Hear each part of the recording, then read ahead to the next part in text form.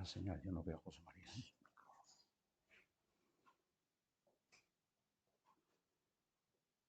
Buenas tardes a todos. Muchas gracias por vuestra presencia esta tarde en la Casa de Aragón. Después de más de 2 años de una larga pandemia, este es el primer acto de carácter cultural que organizamos en la casa. Esperamos poder seguir haciéndolo en el futuro, aunque a ver si la pandemia nos lo permite, y esperamos poder seguir haciéndolos y que, en fin, que los datos que están apareciendo ahora en la prensa pues, nos permitan controlarla y seguir desarrollando nuestras actividades. Este acto tiene una singularidad, que es que lo estamos emitiendo en directo a través del canal de YouTube de la Casa de Aragón en Sevilla. Es la primera vez que hacemos esto. Estamos apoyados por el grupo Aragoneses Online al que pertenecemos.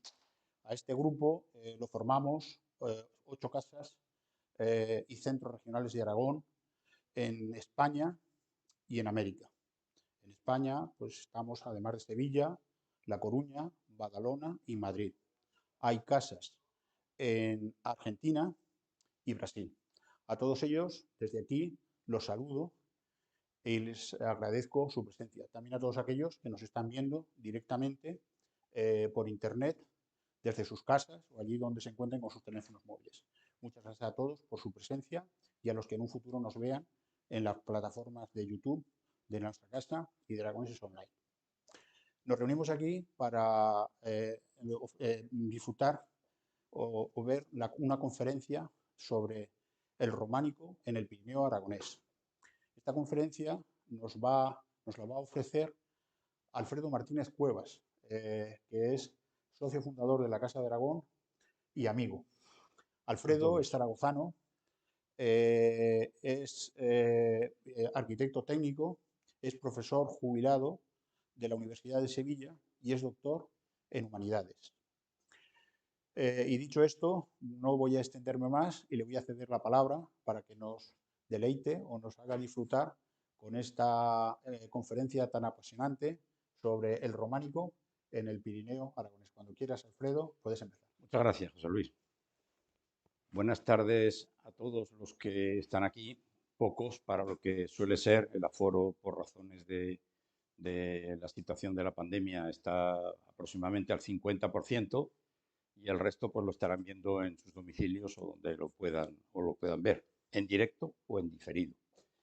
En primer lugar, quisiera agradecer, eso es lo que digo, a todos ustedes, pero también el trabajo enorme que han tenido que realizar el presidente José Luis Pardina y el vicepresidente José María López Peña para poder montar esto, porque, bueno, no somos expertos precisamente en esta difusión y sobre todo en cuestión para que el sonido fuera perfecto. Bien, espero no defraudarles. El tiempo previsto, hablar del románico aragonés en 45 o 50 minutos, que es el previsto para que ustedes no se cansen, pues es francamente complicado. Lo difícil ha sido poder condensar todo esto.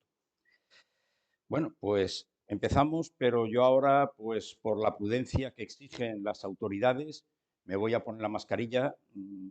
Creo que lo podré aguantar. No estoy en activo. Yo sé que mis compañeros activos de la universidad siguen dando sus clases con mascarilla y yo voy a intentarlo. Lo importante no es que me vean a mí la cara, lo importante es que vean las imágenes que hemos preparado y los comentarios que pueda hacer. Por lo tanto, me voy a poner la mascarilla, estaría más cómodo como todos, pero bueno, eso es lo que tenemos. Vamos a empezar. Algunas veces me levantaré para que puedan ver ustedes algunas señales que pueda poner. Controlaré bien el tiempo, eso es fundamental, me han advertido. El arte románico en el Pirineo aragonés. Qué osadía hablar del arte románico enorme, extensísimo, que hay en todo el norte de Aragón, en el Alto Aragón, sobre esto, y resumirlo en tan pocos minutos. Yo recuerdo, yo empecé a ocuparme y interesarme por este arte, sobre todo por la parte de edificación, allá en la década de los 80, cuando en unos viajes al Pirineo, mi familia, mi mujer y mis hijos, íbamos con otra familia, con una rama familiar, la familia mi rama Jimeno Martínez, los que me enseñaron y me metieron por las entrañas del Pirineo. Hay un refrán que dice: solo se ve lo que se mira y solo se mira lo que se tiene en el pensamiento. Mi pensamiento profesional es la edificación y es lo que fundamentalmente miraba. ¿Por qué no? Y todo lo que había en el entorno. Vamos a empezar con esto y, en primer lugar, el arte románico. Vamos a ir de lo más a lo menos. ¿Qué es el arte románico? El arte románico es un conjunto de manifestaciones artísticas, fundamentalmente arquitectura, siguiendo de la escultura y la pintura. Porque además la escultura y la pintura estaban íntimamente unidas a la arquitectura en esa época y en ese tipo de arte. ¿Cómo se enmarca temporalmente? En los siglos XI y XII.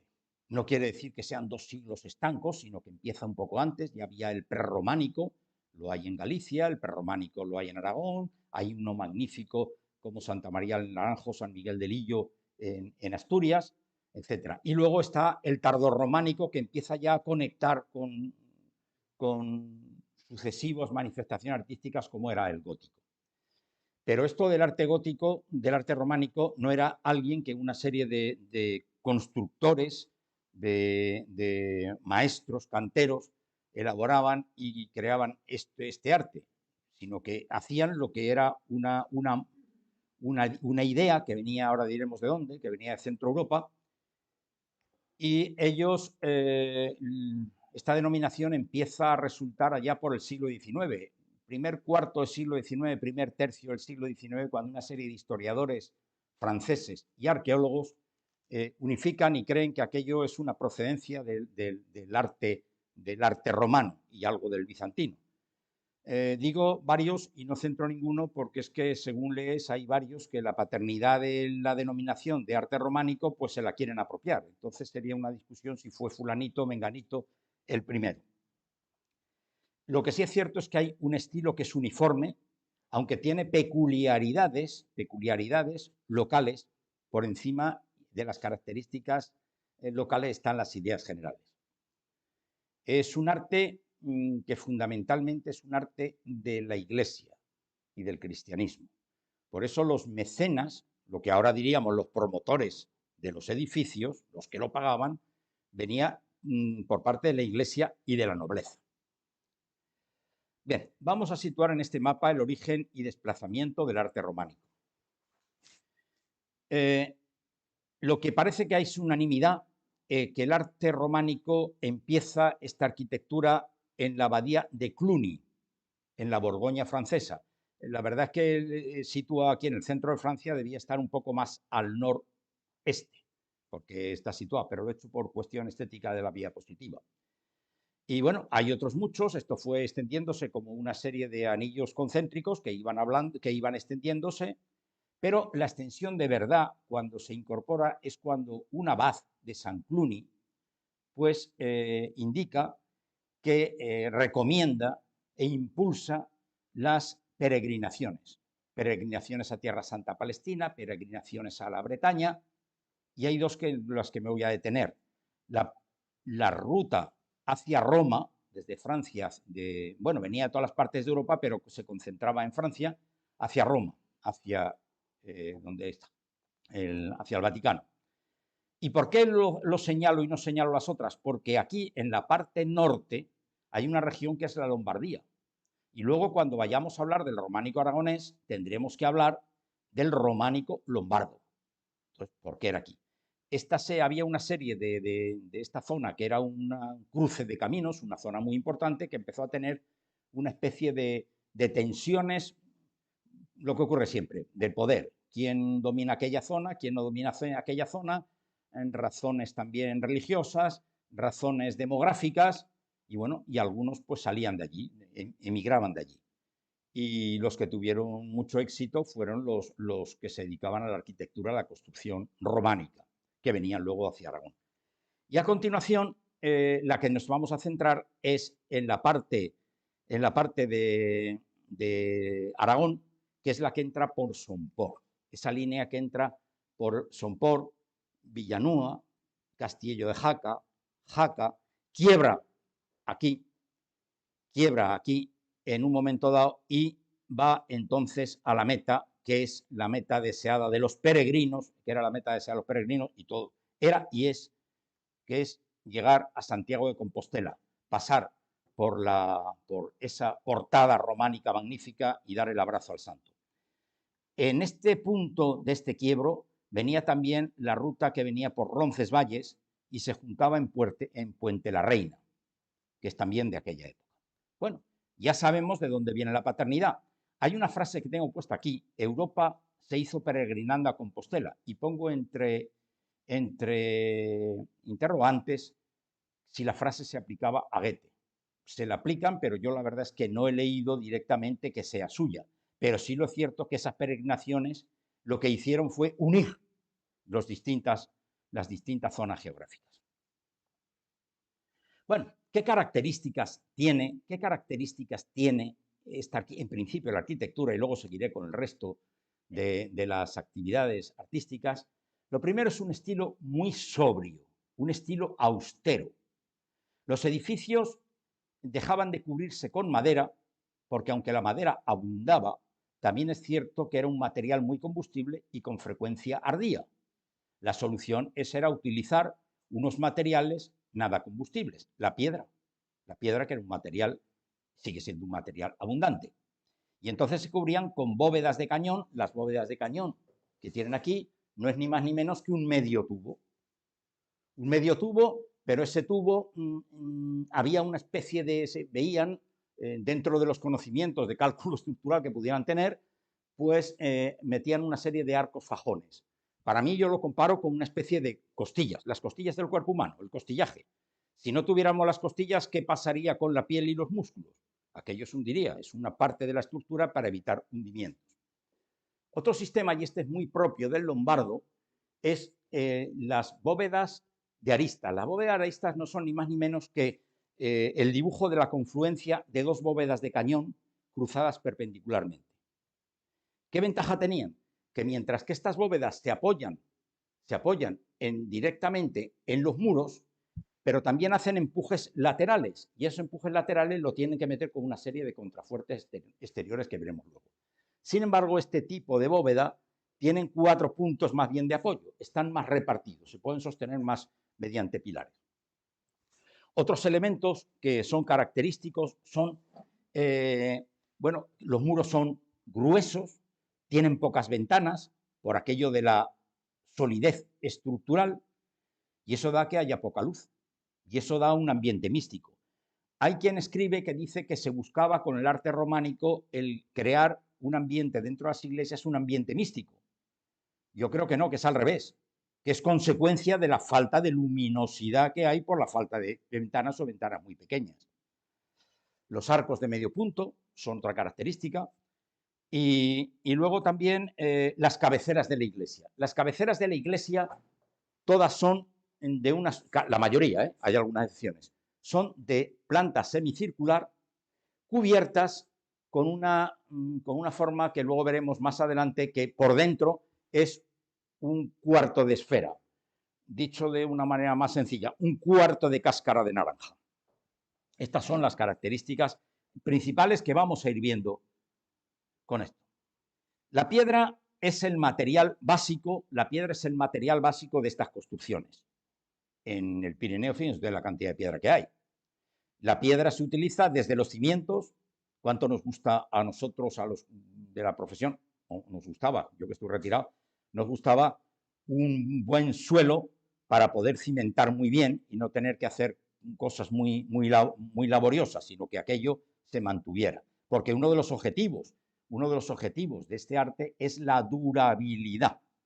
Bueno, pues la piedra se utiliza, y aquí hay una muestra, un fragmento de la Catedral de Jaca, donde vemos que los muros son de piedra, los arcos de los huecos son de piedra, las cubiertas son también de pizarra, los detalles que hay por aquí, las ménsulas para soportar los voladizos, son de piedra. Bien, pero yo también quisiera en esto hacer un recuerdo a lo que fueran esos maestros canteros, que eran los que debían saber seleccionar el tipo de piedra, seleccionarlo en base a las posibilidades del transporte, porque estamos hablando, no piensen ustedes con la mentalidad de ahora o con la mentalidad de la época del gótico, piensen con qué manera tenían o podían el soportar y transportar los materiales. Los espacios de trabajo, la labra, hablaremos indistintamente de los sillarejos, hablaremos de, la mampostería, los mampuestos, de los sillarejos y de los sillares, y la colocación en obra. Esto es un elemento de la Catedral de Jaca cuyo origen es puramente románico. Y me quiero parar en algo que normalmente no citan los que tratan del arte románico, y es el cierre de los huecos de las ventanas. Por aquella época ya existía el vidrio, a su manera o de alguna manera, pero ¿dónde estaba y dónde se encontraba? Entonces, ¿cómo cerraban aquellos huecos que era necesario para que los que estaban dentro no sufrieran las condiciones climatológicas adversas? Frío, agua, nieve y, ¿por qué no?, la entrada de animales, palomas, murciélagos, etc. ¿Qué se hacía? Pues con un material cuyo aspecto es mármol, pero no es mármol, es alabastro. Alabastro es una piedra de yeso o aljez, no vamos a decir que es un sulfato, podemos decirlo que es un sulfato cálcico hidratado, y es una roca muy blanda. La dureza de las rocas se clasifica, lo mismo que los terremotos se clasifica en una escala, pues las rocas también se califican por la dureza en la escala de Mohs, siendo el talco la más blanda, el yeso la segunda y termina en 9 y 10 el corindón y diamante, que son las más duras. Por lo tanto, es un material que además permite labra, tanto que permite labra, les remito a ustedes, por ejemplo, el altar mayor de la Basílica del Pilar, pero no estoy hablando del altar de donde está la camarín de la Virgen. Estoy hablando el grande, el altar mayor, que además es policromado. Les voy a citar, una vez dimos aquí una charla, una conferencia sobre los amantes de Teruel. Bueno, pues la tumba de los amantes de Teruel está labrada en precisamente el alabastro. O sea, es un material que permite trabajarlo bien. Bueno, si no me corregís los ocenses, Huesca actualmente tiene 10 comarcas. Bueno, 10 comarcas, lo que podemos considerar ahora. En aras a resumir, yo he cogido 5 comarcas, algunos puntos de cada una de las comarcas. Alguno me dirá, ¿y no has cogido la otra que es más importante? Yo he conocido las que más conozco y puedo defenderme, puedo hablar. La Jacetania por un lado, el Alto Gállego, Sobrarbe, Ribagorza y la Hoya de Huesca. Pero vean ustedes aquí que voy a empezar la charla esta concretamente aragonesa por la parte de esta línea de puntos roja, entrando por Somport hasta Jaca y continuando luego por San Juan de la Peña. Bien, vamos a empezar por aquí y vamos a ir viendo cosas. Solamente hay un par de edificios que los tocaré más en profundidad. Del resto solamente cogeré algunas cosas que he considerado o que para mí más me han llamado la atención para que nos hagamos una idea global. Insisto que esta es un arte arquitectónico de la Iglesia. Bueno, esta es una iglesia que a mí me sorprendió muchísimo. Yo en los varios viajes no había visto, y un día buscando material para uno de los últimos viajes, pues había leído un artículo de Julio Caro Baroja, un historiador y antropólogo, sobrino del escritor Pío Baroja, que me hablaba de la iglesia de Santa María de Guacel. El artículo era de 1972 y venía un edificio totalmente en ruinas. Me gustó mucho, me impresionó. Íbamos mi mujer y yo solos. Esto sale partiendo de Castillo de Jaca. Hay un camino forestal de una decena de kilómetros aproximadamente.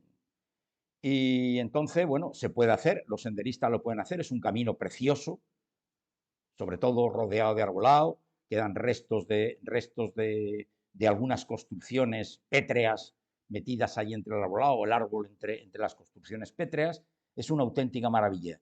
Esa es la zona que se llama o que se conoce como la Garcipollera. Bueno, pues cuando llegamos allí, ya hemos llegado a los...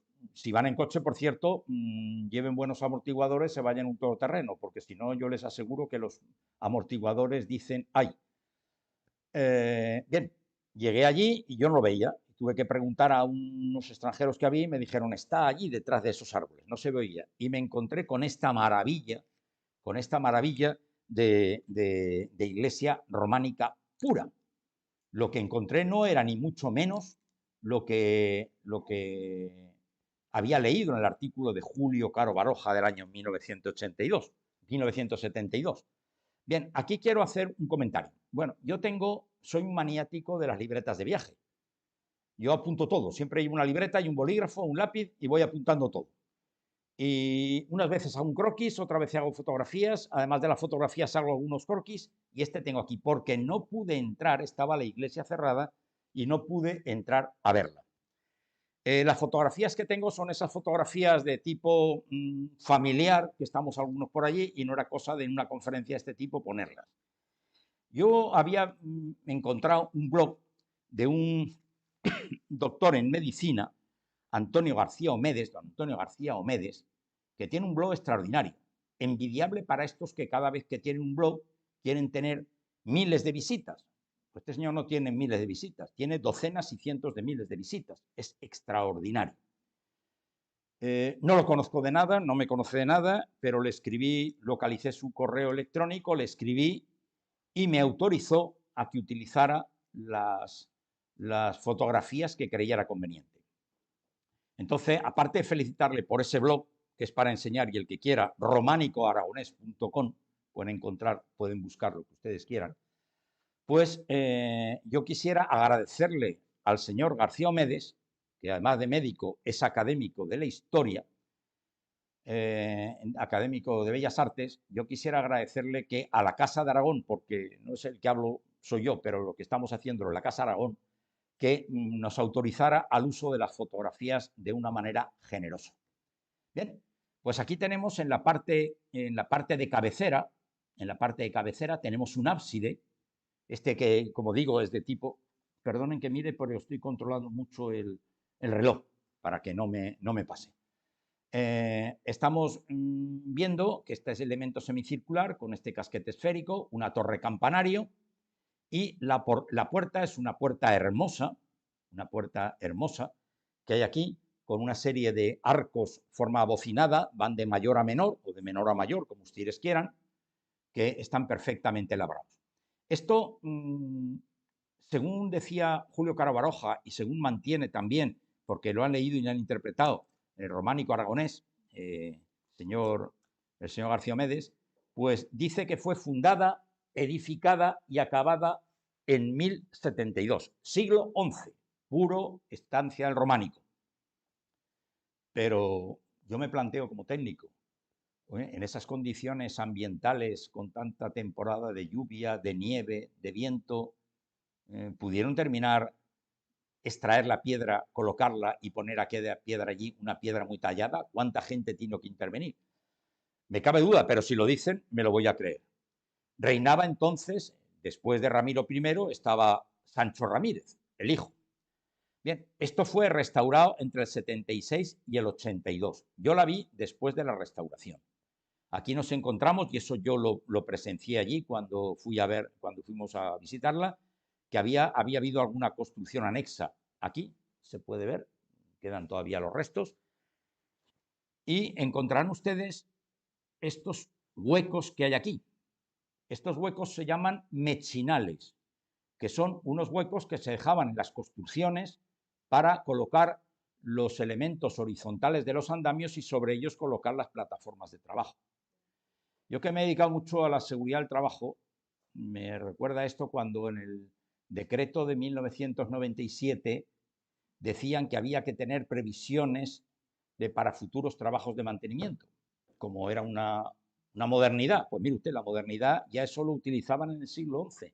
Operaciones para futuros elementos de mantenimiento. Allí dejaban aquello para que luego se pudieran colocar esos elementos de madera y poder colocar andamios en operaciones sucesivas de mantenimiento. Bien, no he conocido esto más que por fuera, pero he indagado para ir insertando también algo más que arquitectura. Y esta es Santa María de Uguacel, una pequeña talla que no he logrado saber exactamente el tamaño, pero que me vuelvo a encontrar aquí una talla románica de estilo puro. Y este solamente lo localicé en el museo, fotografías en el Museo Diocesano de Jaca, porque esta talla es la misma, la talla central, lo que pasa que las otras son vistas desde el punto de la derecha o de la izquierda, pues está en el Museo Diocesano de Jaca. Y solamente se traslada una vez al año para una romería que hacen los vecinos de la comarca, que es una zona que ya que está prácticamente deshabitada, pero ya si no van ellos porque son muy mayores, estarán los hijos y los nietos los que van allí a esa romería en el mes de julio. Por cierto, también agradezco al Museo Diocesano de Jaca y a su directora, doña Belén Luque, que le pedí permiso para utilizar algunas imágenes y diciéndole para lo que era, pues no dudó en cedérnoslo. Por lo tanto, nuestro agradecimiento como Casa de Aragón y el mío personalmente. Es una imagen en posición sentada, sedente, como se dice en la historia del arte. Representa a la Virgen como Madre de Dios. Es una imagen que veremos que toda la imaginería y la pintura y luego la escultura en los capiteles de las iglesias, veremos cómo son muy estáticas, los ojos muy abiertos. Quizá esto tenga alguna influencia anteriormente bizantina. La figura tiene la ropa bastante entallada. A lo largo de toda la escultura y pintura se ve que el cuerpo humano está poco mostrado, la cara y las manos solamente. Colores muy vivos. Hay una teoría que a mí es la que me convence, que los colores vivos, los colores intensos, no los colores pastel, se utilizaban porque estas imágenes, lo mismo que las pinturas, estaban en lugares con poca luz y para que se vieran debían tener unos colores intensos.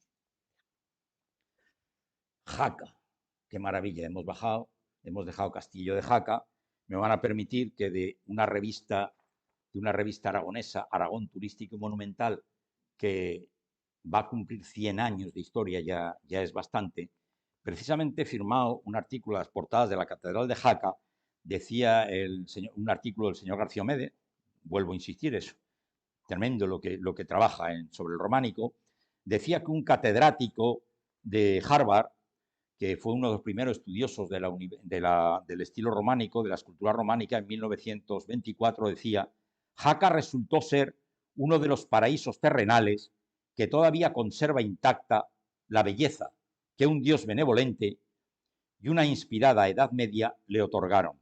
Por todas partes se encuentran tesoros de suma importancia, todavía sin publicar, esperando ser descubiertos. Efectivamente, han descubierto mucho, más debe quedar. Bueno, esto de la Catedral de San Pedro de Jaca, hay algunas discrepancias en algunos autores sobre el año de comienzo de la construcción. Lo que sí es cierto es que las diferencias que hay coinciden todas que se comenzó en la segunda parte del siglo XI.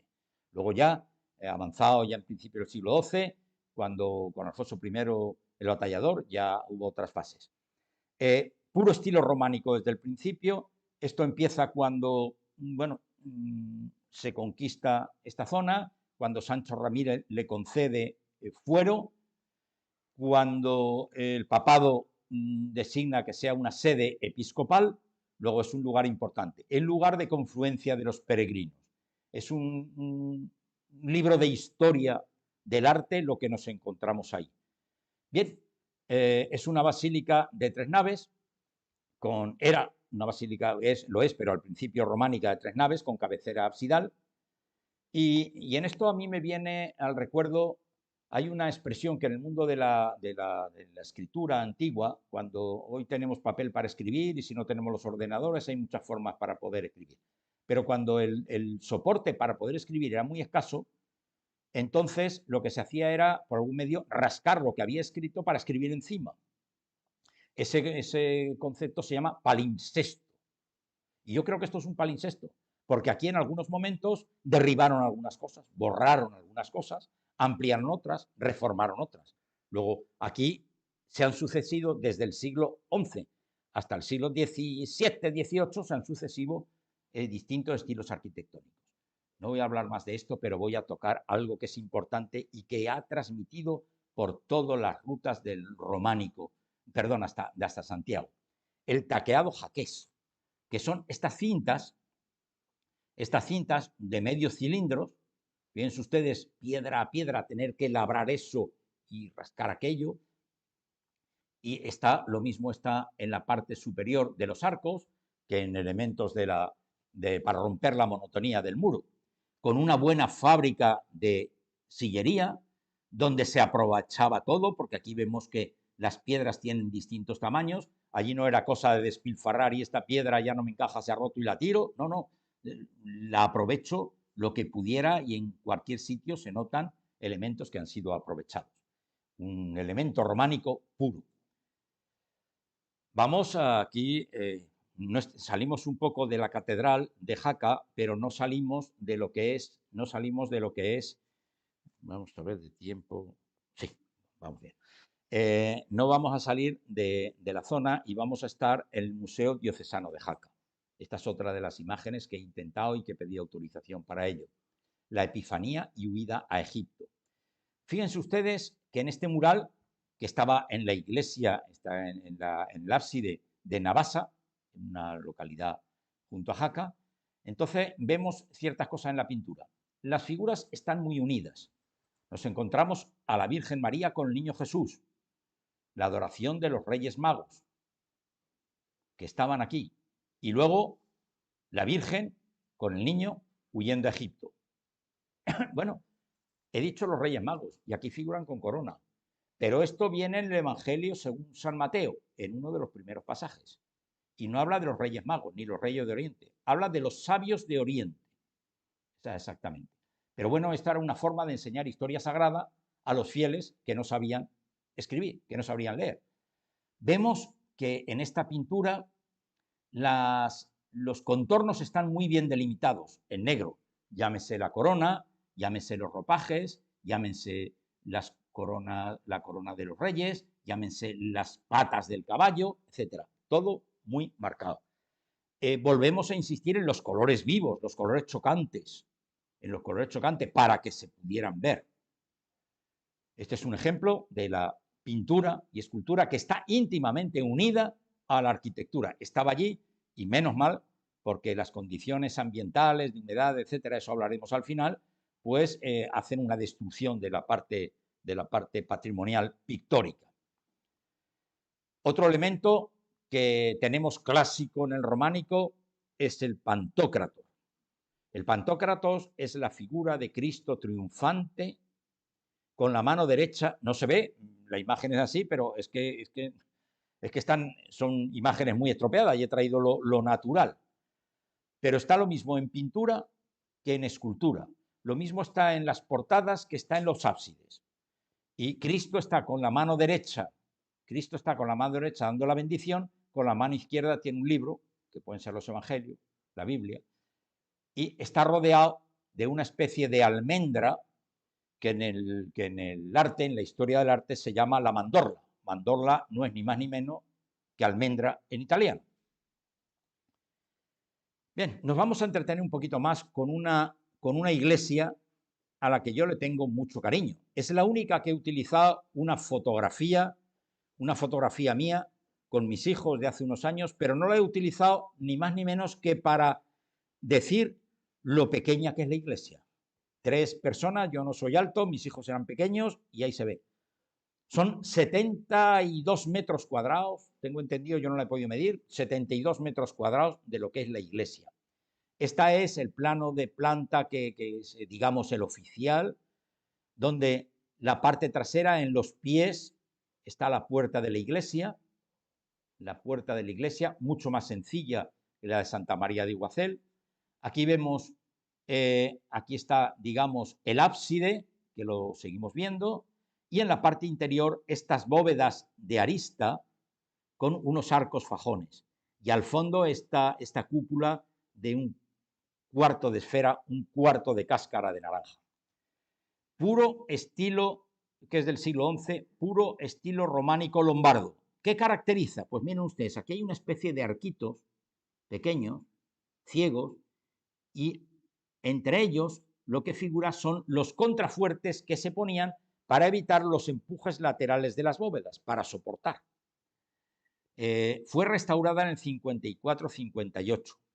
Fue declarada bien de interés cultural en 2004. Pero me encontré buscando un artículo de una profesora de la Universidad de Zaragoza, que eran las obras de restauración dirigidas por Chuecagoitia, Fernando Chuecagoitia, arquitecto madrileño. Bueno, vamos a ver, y esto no vamos a parar. Miren ustedes, por un lado, aquí vemos que la iglesia está diáfana. Aquí vemos que la iglesia tenía unas construcciones anexas.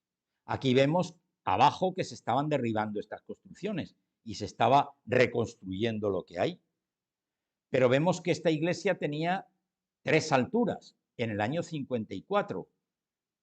Ahora, tras la restauración de Fernando Chueca, tiene una. Este artículo de esta señora, un excelente artículo de Ascensión Hernández Martínez, no la conozco, pero su artículo me parece francamente bueno. Hay unas precisiones sobre esta arquitectura y la restauración. Bien, y entonces lo que dice que esto es lo que es una reinterpretación de este señor, me parece correcto. Hoy día, en la actualidad, tenemos otros sistemas que se están utilizando. Entonces, Chueca, además de arquitecto, era un buen historiador, fue académico, pero hoy día lo que existe es los trabajos, el arquitecto debe apoyarse en otras disciplinas. No en el trabajo, como se dice, multidisciplinar, muchas disciplinas trabajando cada una por su lado, sino interdisciplinar, trabajo de manera interconectada. Bien, hoy día lo que se hace es el trabajo de los arqueólogos, bien que he conocido esa parte gracias al profesor y compañero Miguel Ángel Tabales. Bueno, hoy día lo que se hace, los arqueólogos no solamente excavan y miran a ver lo que hay debajo del suelo. Los arqueólogos también trabajan en los muros, en las paredes, en las cubiertas. Van rascando y van encontrando. Y por si ellos no pueden datar bien los edificios, hay unas pruebas, voy a citar una que es la que más puedo conocer, que es la prueba del carbono 14, que a través del envejecimiento se puede conocer de los morteros, las piedras no, porque las piedras tienen milenios, pero los morteros sí se pueden analizar. Y las muestras que hacen falta no pueden ser muy exteriores porque pueden estar estropeadas, hay que sacarlas de la parte un poco más adentro, pero vale algo así como, no sé, como una lenteja. Y además no son pruebas caras. El otro día preguntaba por tarifas en la Universidad de Sevilla, de compañero de mi departamento, que es lo que cobra la universidad, y una prueba de este tipo pues no puede estar en 500 euros, que no estamos hablando de algo que si no hacen esa prueba, pues no puedes hacer la obra. Bien. Bueno, seguimos continuando y nos vamos a Santa Cruz de la Seró, pueblo pequeñito, encantador. Después de encontrarte a San Caprasio, te encuentras esta iglesia de Santa Cruz de la Serós, potente, impresionante. No queda todo, porque inicialmente fue un monasterio benedictino. Ojo, benedictino, estoy hablando que los que venían no solamente eran peregrinos hacia el Camino de Santiago, eran monjes que venían de la abadía de Cluny, que era aquella la orden que estaba. Benedictino, pues siglo X, hay referencias arqueológicas que puede ser de aquella época. Pero adquiere esta iglesia el mayor esplendor cuando la hermana de Sancho Ramírez, doña Sancha, queda viuda porque su marido muere en una batalla y se mete en el convento, se mete aquí. Y entonces ella, la hermana del rey, el segundo rey de Aragón, es la que potencia mucho aquello. Fíjense ustedes, la torre campanario, más sólida, con pocas ventanas en la parte de abajo por aquello del concepto que tenía entonces, muros muy fuertes, muy pesados, pocos huecos, la ligereza arriba, que tienen que soportar menos. Y luego, pues podemos ver también una cosa que a mí me llamó mucho la atención, una fotografía muy antigua. Miren ustedes la pila del agua bendita. Está metida como en el pilar, basa, fuste y capitel, está soportando una viga. Tengo la impresión de que esto es más moderno, pero esto está a la entrada de la iglesia, esta pila del agua bendita.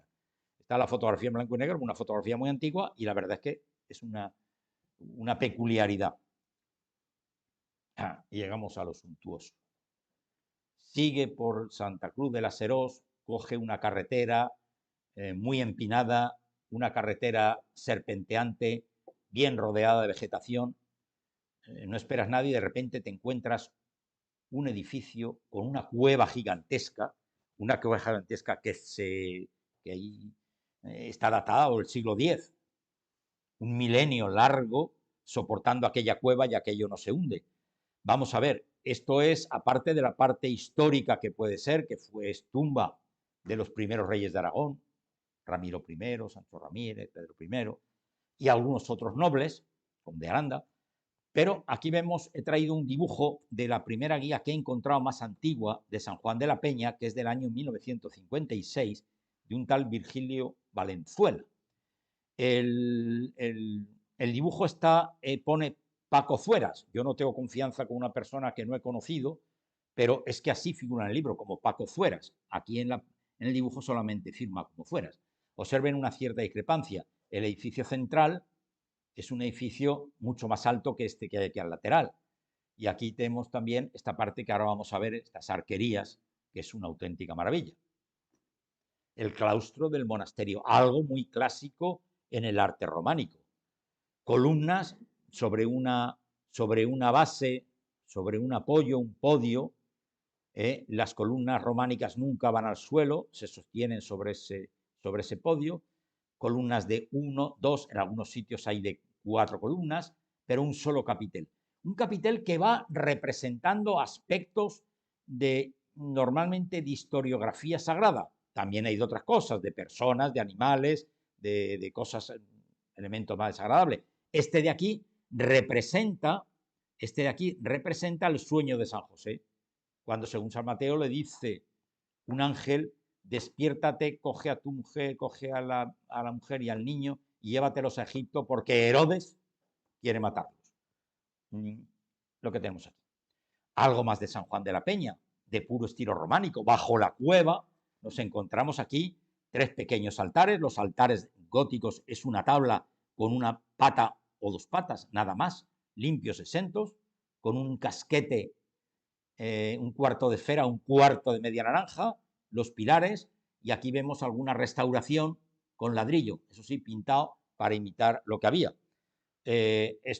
Elementos que puedes ir encontrando. La verdad es que todo lo que estoy diciendo, una cosa es contarlo y otra cosa, yo no quisiera transmitir solamente aspectos más o menos técnicos, aspectos más o menos artísticos. Yo quisiera transmitirles a ustedes la emoción que yo he sentido, no como profesional, sino como ciudadano, de ver aquella maravilla que tiene un milenio aproximadamente, 900.000 años. Esto es para verlo y disfrutarlo. Y además, les digo, yo tengo un concepto que yo no soy turista. Si voy de turista es cuando no conozco el idioma y tengo que ir a un país extranjero. A mí me gusta ser viajero, pararme, ver las cosas. Si está en un sitio no me importa verlas 2, 3, 4.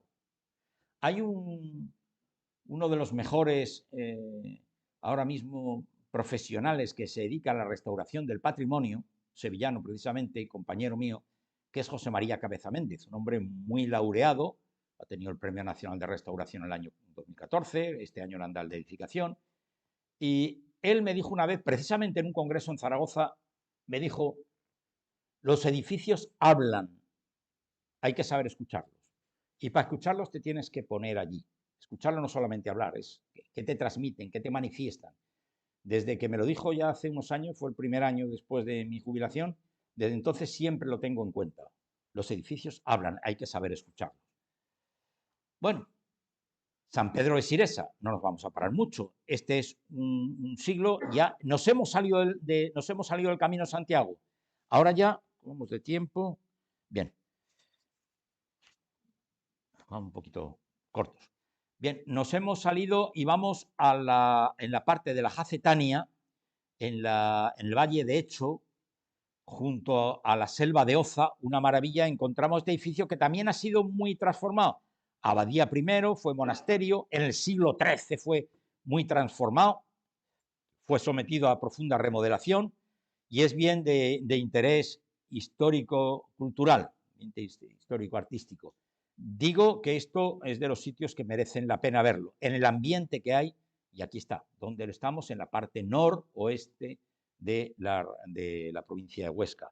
Podemos ver que la parte interior mantiene esas características generales. Bueno, vamos a tomar aire, vamos a salir un poco de contrastes. Aquí tengo una iglesia que está en pleno campo, a la intemperie, que está en un núcleo próximo a Jaca, que es del siglo XII, y otra que nos encuentro en el Run, en Benasque, que también del siglo XII. Fíjense, la una en espacio totalmente abierto y otra como cogida exactamente por la vegetación. Por cierto, de esta, lo que yo conocía era una iglesia que, bueno, está conservada aparentemente, pero los techos eran de fibrocemento, uralita. No sé cómo estarán ahora, entraba por el otro lado. Y esta campana, una campana muy pequeñita para un hueco tan grande. Posiblemente aquello en un momento dado fuera una torre de vigilancia y luego construyeran ahora la iglesia. Es una interpretación mía, no le hagan mucho caso. Y en esta otra lo que sí veo es una trabazón perfecta de un sillarejo muy irregular, pero con unas juntas importantes de mortero, porque el mortero no solamente pega los materiales, sino que en estos casos a la piedra sirve para asentarla, porque si no se asienta bien, pues luego vienen los problemas de fisuras y roturas. Con esto quiero ponerles aquí es que el arte románico no es solamente historia, no es solamente arquitectura, no es solamente escultura, también es ambiente, medio ambiente. ¿Y qué me dicen de esta?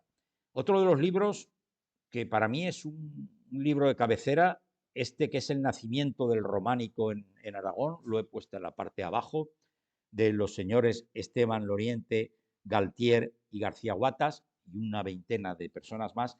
Es un libro que es difícil de conseguir, yo lo he intentado, no lo tengo, pero tengo la fortuna que es un libro que está en el catálogo de la Universidad de Sevilla, en mi universidad, y de vez en cuando lo cojo. Tengo la fortuna que no lo piden mucho, luego lo puedo coger y cada vez que me lo dejan para una temporada. ¿Qué me dicen de esto? Monasterio de Obarra.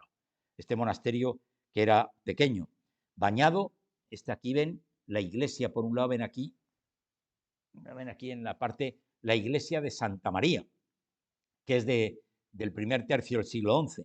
Y luego más adelante hay una pequeña ermita también románica que es del siglo XII, la ermita de San Pablo. Todo lo que hay alrededor, al parecer, eran huertas para que se alimentaran. Este es el río Isábena, está bien dicho con acento, ¿no? Isábena, no Isabena, Isábena, que trae poca agua, pero me imagino que cuando venga el deshielo, el cauce cogerá mucha agua. De hecho, en una de las inundaciones riadas que hubo, en los años 60 destruyó el puente y el puente que hay aquí lo único que le quedan son los estribos, unos elementos de arranque, porque es que prácticamente se lo llevó entero y está reconstruido a mitad de los años 60. Pero fíjense otra curiosidad que se da en las iglesias. Esta curiosidad es simplemente la luz, cómo entra y enfoca justamente por la mañana en el altar. Es una curiosidad, pero aquí yo el caso que recuerdo es quizá la iglesia que yo más he estudiado y que más conozco, es San Juan de Ortega en la provincia de Burgos, porque es donde está ese enterramiento del patrón de mi profesión. Y entonces hay dos momentos, 2 veces al año, en marzo y en septiembre, que un rayo de luz va avanzando y se proyecta en un capitel, siempre el mismo capitel. O sea que esto no es fruto de la casualidad, que los que diseñaban esto lo estudiaban bien. Ahora nos enteramos un poquito, vamos a bajar de la parte alta y nos vamos a la Hoya de Huesca, vamos a San Pedro el Viejo. Esto es según los estudios arqueológicos, hay una acumulación de estilos arquitectónicos. Bueno, aquí nos encontramos con un clásico claustro, vean ustedes este murete de apoyo de las columnas o podio con los capiteles tallados enseñando libros abiertos, libros dibujados que todo el mundo pudiera entrar, en este caso es con escultura, tallados. Estaba organizado en 3 naves con arcos fajones y bueno, es un monumento histórico nacional. Esto está tomado de una publicación de la propia parroquia de San Pedro el Viejo. Una de las cosas que no había tocado, que lo había tocado en Santa Cruz de la Serós, lo había podido tocar en la Catedral de Jaca, o lo toco aquí, es un elemento característico, es el crismón o los crismones. Los crismones son unos elementos pétreos, esculpidos, que están colocados sobre los dinteles de las puertas, en este caso sobre la puerta principal de entrada. He puesto en pequeñito porque esta torre no es de esa época, es algo posterior, y sobre esta puesta está el crismón. ¿El crismón qué significa? El crismón lo que viene a significar es, representa a Cristo, el anagrama de Cristo. La P no es nuestra P del alfabeto latino, sino la Rho del alfabeto griego. Esta especie de X es la J del alfabeto griego. Y luego el alfa y omega, el principio y fin de todas las cosas. Este crismón que está rodeado y sujetado por unos ángeles. Este es el concepto primitivo. Luego más adelante hubo un concepto que era el concepto trinitario, que era el Padre con la P, la A que representaba al Hijo y esta doble X que representaba al Espíritu Santo. Son conceptos de interpretaciones, pero que en definitiva, desde el punto de vista artístico, lo que quiero decirles es que los crismones están representados en muchas de estas iglesias. Esta que he puesto ahí, que estaban en el campo también, lo tienen, más o menos pequeños, más o menos cuidados, más o menos estropeados, pero existen. Es un elemento característico. Y dentro de esta iglesia de San Pedro el Viejo, veo la capilla de San Bartolomé, porque es la del más puro estilo románico. Esta que fue sala capitular en su tiempo y que es panteón de dos hermanos aragoneses como Ramiro II el monje y Alfonso I el batallador, que están allí, aparte de otros, que estos son los más destacados, es un ejemplo característico. Bóveda de cañón, arcos fajones a modo de un costillaje que soportaba aquello, los muros y bóvedas construidas con sillares y lo que sí dice que es la falta de luminosidad. Ahora me dirán, no tiene luminosidad, la luminosidad es ahora con sistemas modernos que hay de iluminación, pero entonces no lo había. Y dentro de esto el claustro de San Pedro el Viejo, un claustro que inicialmente era del siglo XII, pero que ha tenido varias modificaciones hasta el XIX. Esta es forma rectangular, las 4 galerías que bordean esto. Ya hemos visto antes otra fotografía interior del podio con los pequeños pilares y los capiteles, y aquí tenemos un capitel que representa otra cosa, el capitel que representa la Sagrada Cena. Cristo, 3 apóstoles por aquí, otros 2 aquí y otro que tiene la cabeza rota, 3 en el otro lado y otros que están en este otro sitio, los 12 apóstoles. Es una representación. De esto podía decir, pero me salía ya del tiempo. Podíamos hablar del cáliz que ahora está en Valencia y que ha estado en la parte, aquí ha estado en Jaca, ya está en San Juan de la Peña, pero ya no tenemos tiempo para ello.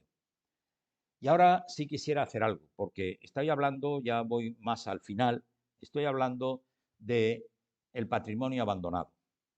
Sí he dicho que cuando he citado a Santa María de Guacel, he dicho que había una asociación que es la que restauró. Pero es que aquí hay otra actividad, que los amigos del Sarrablo, que se dedican a ir intentando ellos con los vecinos y rescatar. Esta torre que ven aquí, esta iglesia de San Bartolomé del siglo XI, hasta hace no mucho tiempo no quedaba más que medianamente la torre y algún muro. La han rescatado, la han reconstruido. Esta fotografía es de ese libro que he citado antes. Y esta iglesia de San Andrés, que esta fue destruida, esta no fue destruida por el tiempo y el abandono, esta fue destruida en la parte de la guerra civil. Es que los edificios se arruinan, tienen buena cimentación y soportan, tienen buenos materiales, que la piedra, y lo soporta. A veces la piedra no está bien colocada porque no tenían buenos morteros de cal y se estropeaban. El abandono por la despoblación de la gente que se iban a otros lugares.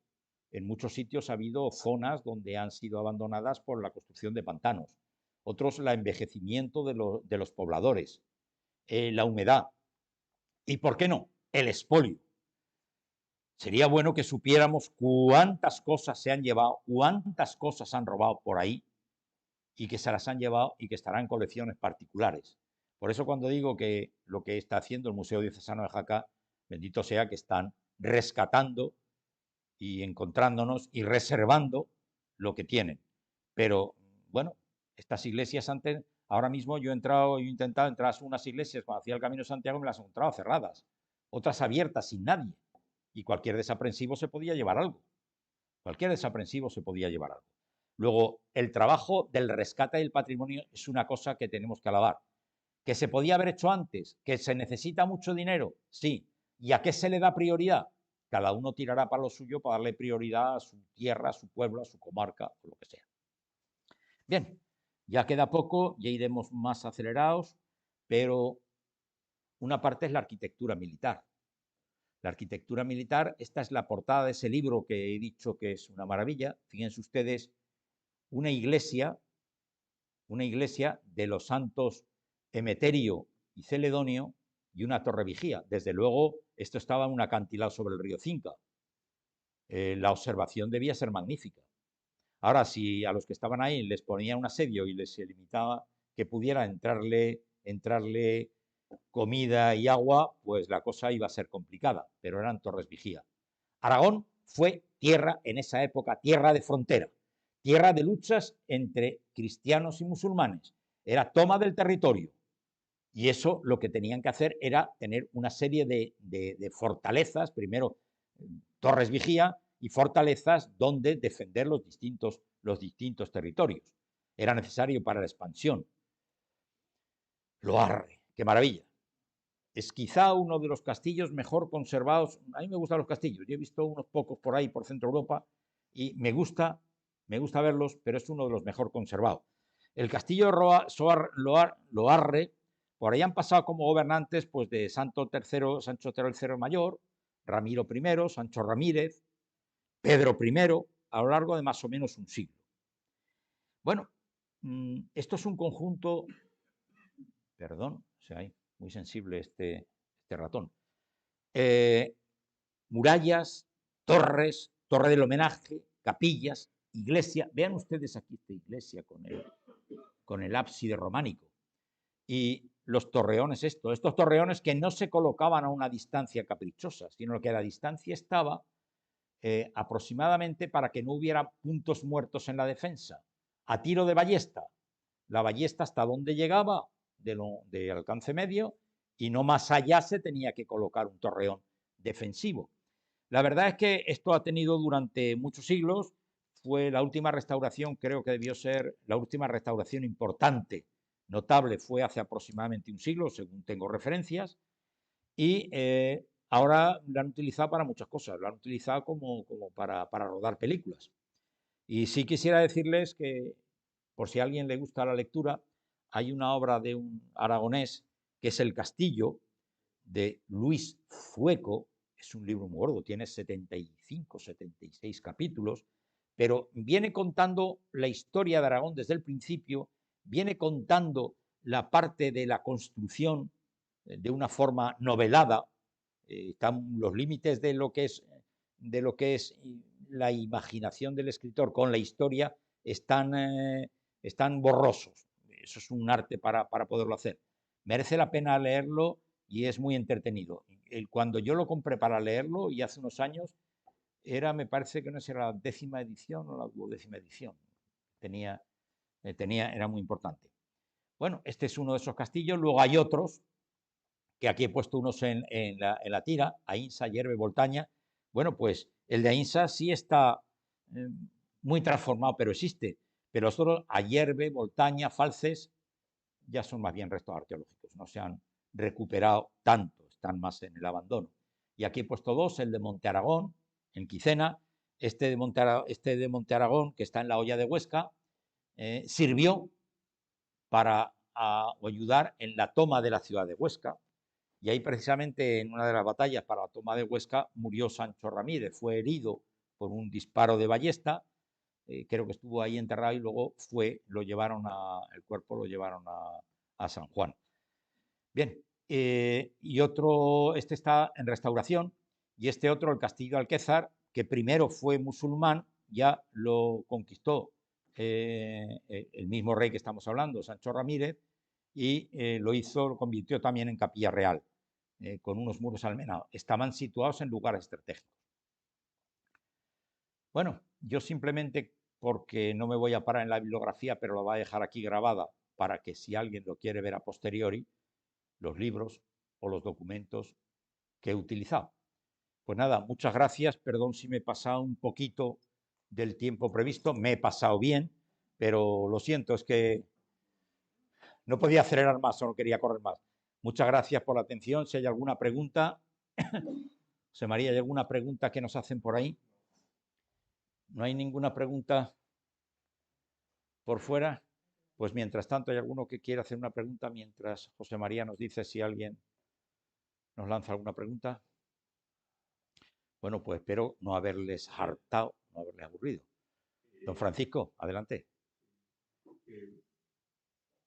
Muchas gracias por la preciosa conferencia que nos ha dado y que a mí me ha hecho recordar también mis pocos viajes, porque seguramente no tenía dinero para hacer más de hace muchos años. Recordar a Toulouse, recordar los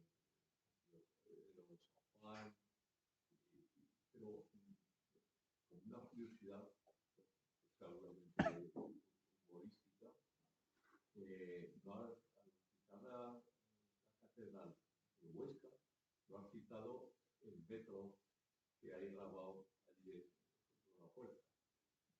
No, y lo leí precisamente en uno de los artículos que hay allí, pero como hay algunas cosas que no creo que pertenecen a la época del románico, pues me he salido. Lo mismo que no he citado, por ejemplo, esa torre de entrada, porque es posterior. Entonces me he salido y me he ido limitando a lo que era el románico 11-12. Quizá lo más lejos que me he pasado un poco ha sido, que era de 1200, la pintura esa del Museo Diocesano de Jaca, en la que se ve allí la Anunciación, la Epifanía y la huida a Egipto. Es la más lejana que he tocado, que es de 1200, está fechada en 1200. El resto, por cuestiones de tiempo, me he salido. Es cierto que podía haber tocado algunos más, pero si yo no conocía bien o no había estado o no había catado aquello, me parece que no era muy honesto hablar de lo que no conocía. Y quiero decir que me falta más por conocer que lo que conozco, porque esta mañana me hacía una socia, me preguntaba cuántas iglesias hay, cuántas ermitas, ni se sabe, porque muchas de ellas están en pura ruina, pero han sido. Algunas de las que he citado casi al final, pues eran algunas de las que hace poco, 20 años estaban en ruinas y ahora pues las han vuelto a reconstruir, lo cual es muy de agradecer. En fin, pues nada, muchas gracias por su atención, espero que la hayan podido ver por allí.